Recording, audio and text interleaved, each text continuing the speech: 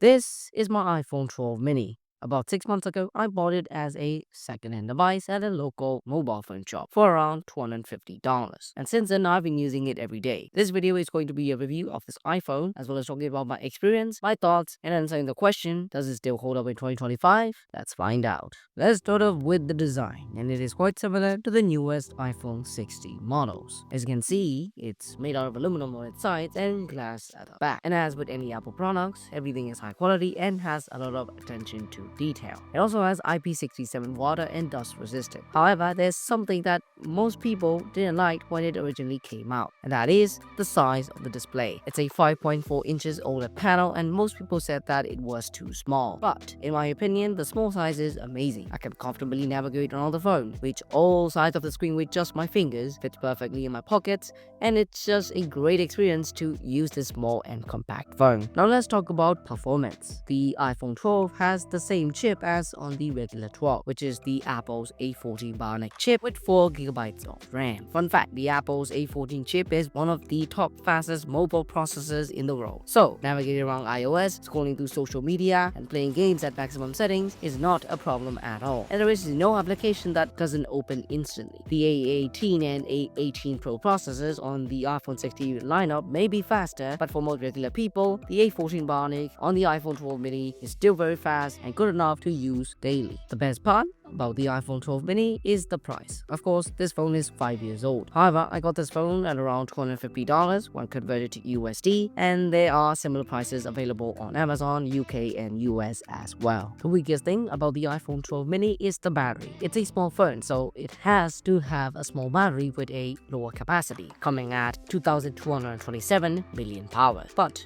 don't be discouraged. When comparing to its big brother, the iPhone 12, it only loses around 10% battery capacity. However, if you are a power user or use your phone all day, the iPhone 12 mini won't last and will need a few recharges. For most people who are buying this phone who aren't a power user, the battery will be good enough. More specifically, it's going to give you around 6 to 7 hours of use. There are some great things about the iPhone 12 mini's battery. It supports both wireless charging and MagSafe, so charging is a breeze. As always, charging capacity is limited to 20 watts. Then we have the display. Despite being only 5.4 inches, it's an amazing, sharp, and color-accurate OLED display. The same type of display as seen on the iPhone 13 and the 14 lineup. There's just one bad thing about it, and that's the refresh rate. It's only 60 Hz. Some people will argue that the 60 Hz display is already good enough. However, for those who have used a 120 Hz like me, you can notice a difference. Even mid-range Android phones have 90 or 120 Hz display, but Apple being Apple doing its own thing. Now for the cameras. It has a 12 megapixel wide-angle main camera and a 12 megapixel ultra-wide camera at the back, and can record up to 4K 60 FPS or 1080p 240 FPS. For the selfie camera, it's a 12 megapixel wide-angle lens and can record up to the same amount of quality in FPS as on the cameras on the back. The photos look great, and while it may not be as bright as on the regular 12, it is still fantastic. The ultra-wide camera is also great, but you get the same results on the regular iPhone 12, iPhone 13, 14, and even the 15, because Apple refuses to upgrade their ultra-wide camera.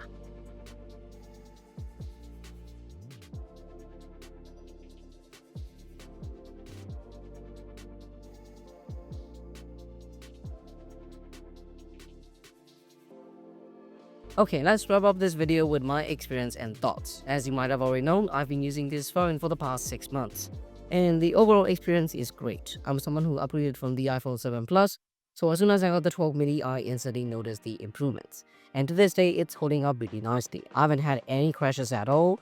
All the apps and games that I use or play works perfectly fine. But there's just one problem, and that's the battery health. When I originally bought it, it was at 82%. Now it's at 77%.